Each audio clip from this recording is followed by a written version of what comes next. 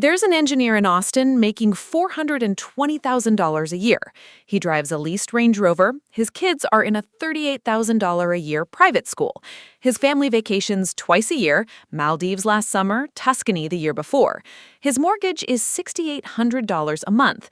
His monthly subscriptions, memberships, and lifestyle costs add another $11,000. On paper, he's the definition of success. In reality, he's 2 missed paychecks away from a crisis. He hasn't built any meaningful savings in 4 years, and he has no idea how it happened. This isn't a rare case. According to a 2025 report, over 40% of Americans earning between $300,000 and $500,000 report living paycheck to paycheck. Among those earning over $500,000, that number is still 40%. 4 out of 10 people making $500,000 a year feel they have no financial cushion. Let that land for a moment. They earn more in a single month than most Americans earn in a year, yet they wake up with the same financial dread as someone earning a fraction of that. The assumption almost everyone carries is simple: income solves the problem. Earn more, stress less. Cross 200,000 and the worry disappears. The data destroys that assumption completely. What you're actually looking at is called the wealth trap, and it doesn't care how much you earn. It only cares how much you keep. The numbers reveal something deeply counterintuitive.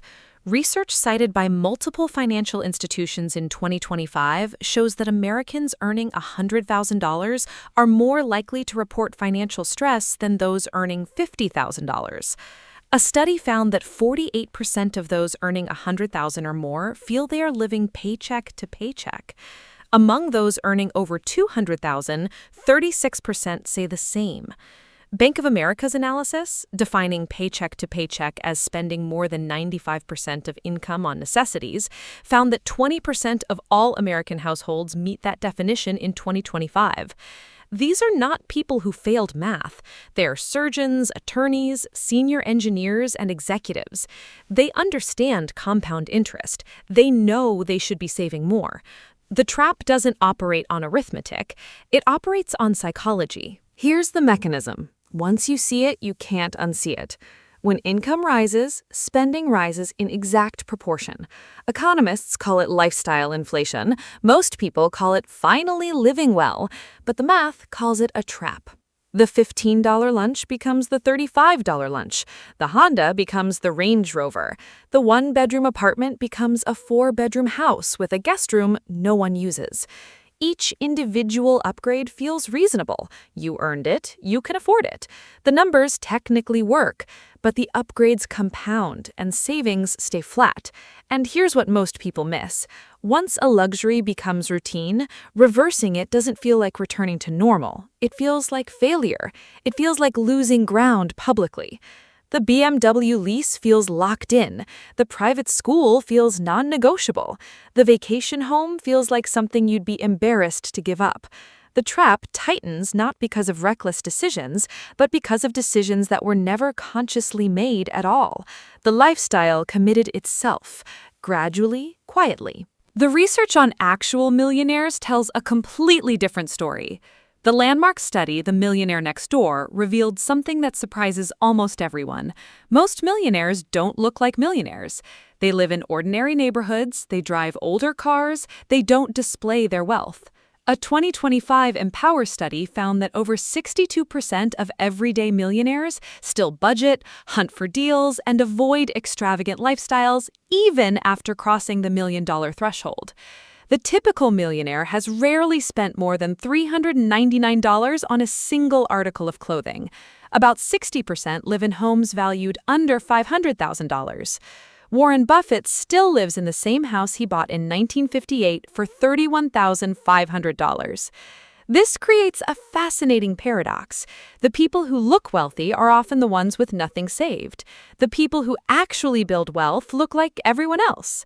The authors of that study created 2 categories that explain everything: PAS, prodigious accumulators of wealth, and UAWs, under accumulators of wealth. A janitor earning $50,000 a year can be more of a pad than a physician earning $700,000. Spending behavior determines the category, income level does not. Their formula is blunt. Multiply your age by your pre-tax annual income, divide by 10. That number is what your net worth should be right now. A 45-year-old earning $300,000 should have approximately $1.35 million. Most high earners run this calculation and go quiet. Here's where psychology takes over completely. The Charles Schwab 2025 Modern Wealth Survey found that Americans believe you need $2.3 million to be considered truly wealthy. They believe you need $839,000 just to feel financially comfortable. Meanwhile, the median net worth of an American household sits at approximately $193,000. The gap between what people think they need and what they actually have is enormous. When you earn $400,000 but have a net worth of $250,000, you don't feel wealthy, you feel behind. The goalpost keeps moving and you keep running toward it. 63% of respondents said it feels like it takes more money to be wealthy this year than last. Someone reaches $500,000 in net worth and finds that comfortable now requires $839,000. They reach $1 million and discover that wealthy now means $2.3 million. The hedonic treadmill never stops, and social media pours gasoline on it. A 2025 Goldman Sachs report explicitly cited social comparison as a primary driver of paycheck-to-paycheck living among six-figure earners. High earners no longer compare themselves to neighbors. They compare themselves to a curated feed of everyone's best moments, filtered to show only the highlights, none of the debt behind them. And the people they're trying to keep up with are often just as leveraged, just as trapped. Nobody is winning, everyone is performing. The fixed cost trap is where the numbers get genuinely dangerous. A family earning $80,000 might pay $2,000 a month for housing. A family earning $300,000 might pay $8,000. Both have roughly the same percentage of income going to shelter. Both feel equally constrained. Private school tuition, 2 car payments, vacation home carrying costs, country club memberships, premium everything. These aren't reckless luxuries. They're lifestyle commitments that function like fixed costs. And fixed costs don't bend. High-income households earning over $100,000 carried an average credit card balance of $12,760 in 2025. The top 20% of earners hold 35% of all U.S. credit card debt. Total U.S. credit card debt hit $1.277 trillion in Q4 2025, the highest since records began. Lower-income households use credit to survive. Higher-income households use credit to maintain. Both end up in the same place, owing money with interest accruing. 36% of credit card holders earning $100,000 or more carry a monthly balance. 61% of Americans with credit card debt have been in debt for at least a year. Debt is becoming chronic, not temporary, even for high earners. The savings rate is where you see the full cost of the trap. The U.S. personal savings rate stood at 3.6% in December 2025. Americans are saving roughly $36 of every $1,000 in disposable income. During the pandemic peak in April 2020, that rate hit 33.8%. That money is gone now. Research from the Millionaire Next Door found that millionaires typically invest at least 15% of their annual income before spending on anything else. They pay themselves first. Savings is not aspirational, it is non-negotiable. Someone earning $300,000 saving 30% accumulates $90,000 annually before returns. At 7% average returns over 20 years, that becomes roughly $4 million. Someone earning the same amount saving only 5% ends up with approximately $650,000. Same income, same returns, same timeline. The difference is $3.35 million. That is the cost of the wealth trap over 2 decades.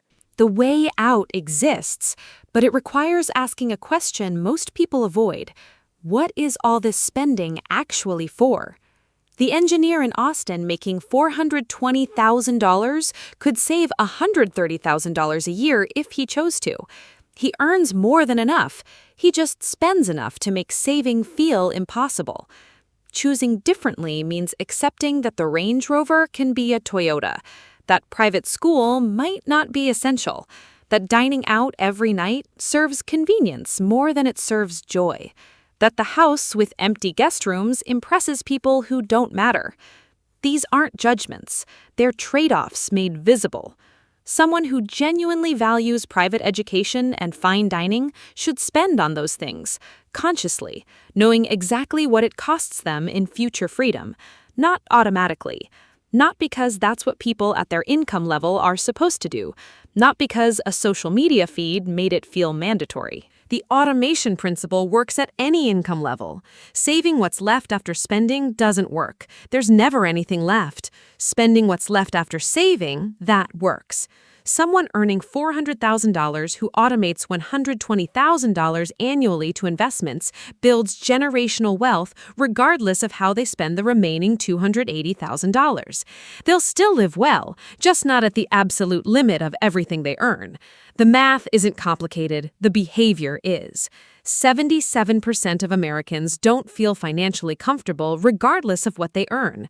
40% of those making $500,000 live paycheck to paycheck. Credit card debt is at all-time highs, while incomes are near record levels. The evidence is consistent and overwhelming. Income alone does not create financial security. What you do with income, intentionally, does. The trap is real. It closes gradually, quietly, one reasonable upgrade at a time.